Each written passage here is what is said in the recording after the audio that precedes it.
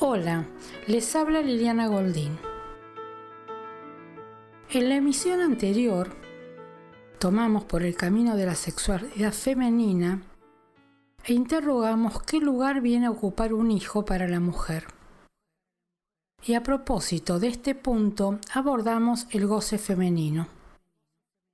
En esta emisión vamos a continuar con el tema anterior, pero vamos a dar una vuelta más. Vamos a avanzar por el lugar del padre. Vuelvo entonces a la pregunta, ¿qué implica el deseo de tener un hijo? El deseo por el hijo se relaciona con la manera en que están anudados el deseo, el amor y el goce entre los padres.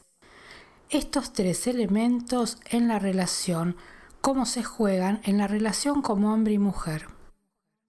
Estos tres elementos tienen que ver con los tres registros también. El registro del deseo, con el plano simbólico, el registro del amor, con el plano imaginario y el goce que toca lo real. Esta relación de los tres elementos toca, fundamentalmente en el deseo, una ley que no está regulada por el instinto, sino por la castración. Esto está en relación a la transmisión del deseo de padres a hijos. Una ley regulada por la castración es condición de la economía deseante. ¿Qué quiere decir eso? Que la castración rige ahí la economía deseante. Entonces la posibilidad de la transmisión de ese deseo atravesado por la castración es una condición de regulación. Recuerdan que habíamos visto en una de estas emisiones el texto sobre la significación del falo, donde dice ahí que el complejo de castración rige la relación entre el hombre y la mujer y también regula el lugar de un hijo que surge de ella.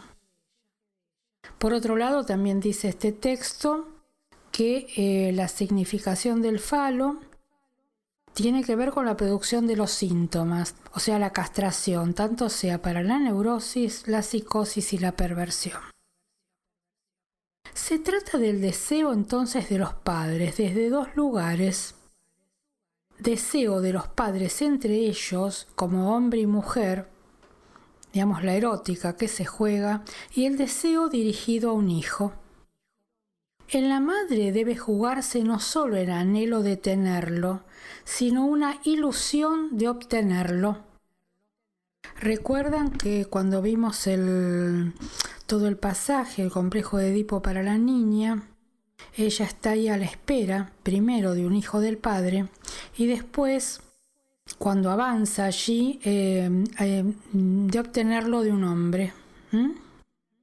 Bueno, en relación al anhelo de tenerlo, dice que no solo, dice Lacan, está el anhelo de tenerlo, sino la ilusión de obtenerlo. La ilusión de obtenerlo es muy importante. Es la madre la que anticipará la existencia del sujeto cuando no es ni siquiera un viviente. Es por esta anticipación que se puede representar al bebé antes de que esté embarazada.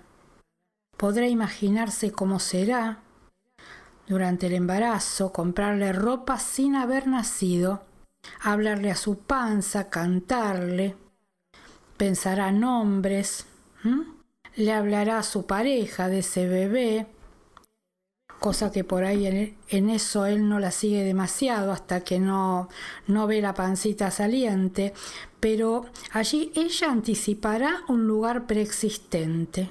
¿Qué quiere decir esto? Un lugar anudado en el deseo para ese sujeto por venir. Esta operación de anticipación materna es esencial para el sostén narcisístico y tiene sus consecuencias. Ser o no ser el falo para ella, por lo tanto, el niño intentará colmar todas las expectativas propuestas para ser cuidado, atendido y amado. Lacan estableció una diferencia entre el falo imaginario como el tiempo de cobertura y el velo de esa primera falta que causó para la madre luego de los distintos pasajes en el recorrido de la sexualidad femenina el deseo de tener un hijo. Y el falo simbólico, que es esa pieza esencial que pone en juego una lógica de la incompletud.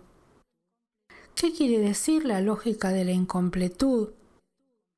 Que no hay todo, que todo no es posible, que todo no es completo, que siempre hay una ansia, una falta. Se trata de dos tiempos. Uno resalta la cobertura y crea la ilusión de completud, que es este tiempo del falo imaginario, y otro tiempo que descubre el engaño, la incompletud, la castración. Entonces la incompletud, la lógica de la incompletud toca la castración. Al nacimiento de un hijo, ese tiempo idílico es necesario para que haya representación. Sin esta ilusión un niño podría ser descuidado o abandonado. No tendría lugar en la economía pulsional del gran otro materno. El deseo del padre promueve una operación nominante que hace efectivo un enlace. Esta operación es mucho más que significante. Por eso Lacan coloca lo de que hace efectivo un enlace. Tiene que haber algo que se lleva a cabo. Nominando enlaza ese real que un hijo presenta, dándole cabida a un linaje. ¿Qué quiere decir esto? Entrando en el orden de las generaciones. Afirmó que no solo el nombre dado por el padre al hijo, o sea, su lugar nombrante, sino que es importante el nombre que hace de él mismo padre. O sea, ahí donde nombra al hijo, se hace padre. Un sujeto es padre por ser nombrado como tal.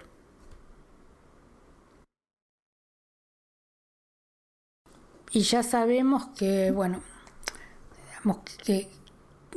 que el lugar del padre es un lugar totalmente simbólico, porque al principio es la madre la que dice este es el padre.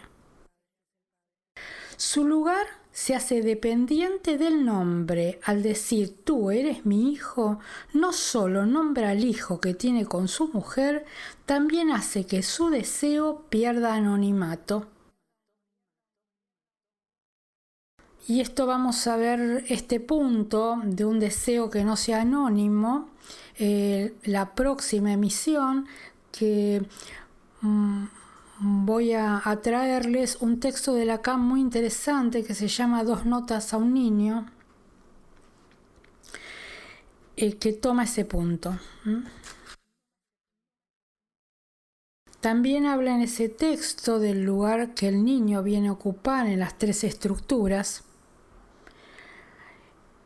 y de sus efectos, de las consecuencias para la subjetividad de ese niño.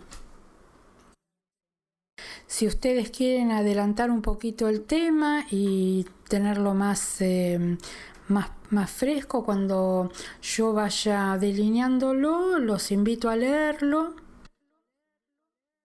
Lo pueden encontrar en el libro de Jacques Lacan, Intervenciones y Textos 2, de Editorial Manantial.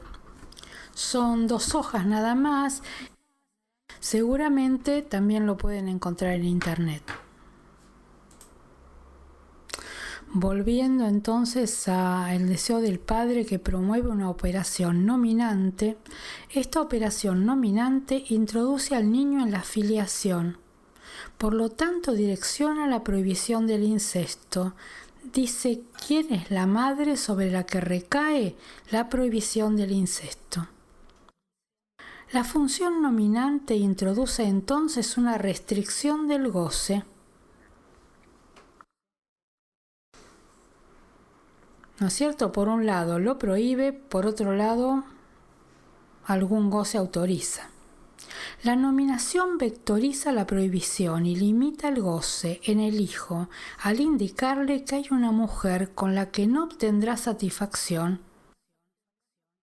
Y también limita a la madre al desearla como mujer y hacerla no toda madre. También así,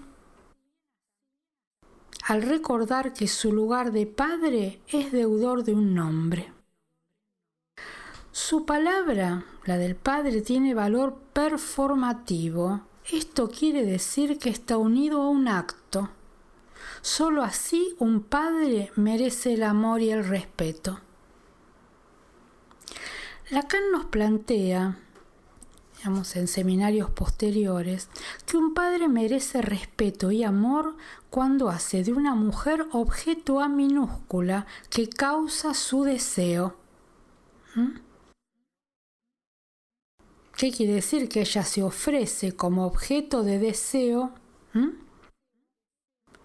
y causa el deseo de él.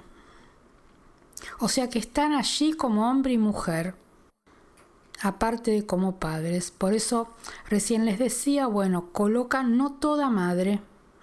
Cuando una mujer se transforma en toda madre, como lo vimos en la emisión anterior, es un gran problema para el hijo.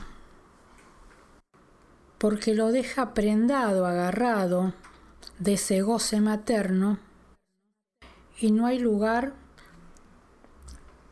para el deseo en el niño. O podemos pensar qué tipo de lugar para el deseo en el niño. Cuando el niño queda como objeto de ese goce materno, muchas veces tenemos la estructura de la psicosis para el niño. Por eso les decía que es bastante serio. Solo como deseante, ven la posición también del padre, solo como deseante el padre ofrece una posición de falta, y sin falta no hay deseo, o sea, el padre dona su castración. ¿Qué quiere decir su castración? También que es no todo. Hacer de una mujer causa de su deseo quiere decir que suspende un goce. El deseo surge de una pérdida de goce. Cuando el límite al goce quiere decir una pérdida de goce. Cuando hay pérdida de goce hay más para el deseo. La función del padre es necesaria, pero no es completa. Es imposible de realizar sin resto. Desear una mujer es lo que nunca haría el padre del goce. ¿Por qué? Justamente porque tiene que ver con el padre de la horda primitiva, ese padre del goce. Por lo tanto, se trata de poseer a las mujeres, no de desearlas. Lacan nombra a este padre del goce y hace un juego de palabras con perversión, o sea, entre la perversión y una versión del padre. Sus excesos son efecto de la inoperancia de la castración. Si consideramos la función del padre, debemos tener en cuenta la posición en relación al deseo, al amor y al goce del padre, y los enlaces o desenlaces entre ellos. Volviendo a la pregunta del comienzo, ¿a qué llamamos un hijo deseado?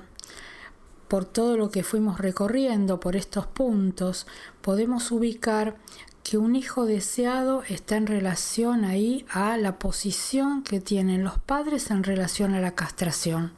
Porque esta posición en la castración va a ser lo que posibilite la dimensión y el montante entre el deseo, el amor y el goce. En ese punto, en ese montante, en ese quantum de cada uno de los elementos, es lo que recién les dije como enlaces o desenlaces entre ellos. Bueno, vamos entonces a volvernos a encontrar la próxima vez y daremos una nueva vuelta con este texto de 2 notas a un niño. Gracias por escuchar.